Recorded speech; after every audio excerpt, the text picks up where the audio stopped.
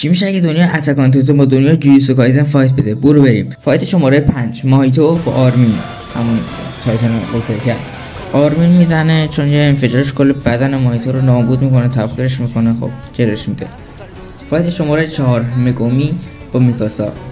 برنده قطعا مگومیه چون از فاصله دور میتونه بزنتش، ولی میکاسا فقط از نزدیک میتونه فایت بده.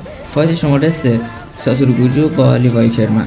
برنده گوجو چون کلا نمیتونه لیوای اصلا بهش ضربه بزنه دیگه، هر چقدر قوی باشه گوجو قدرت اینفینیتی که داره نمیذاره ضربه بهش بخوره و گوجو برنده میشه.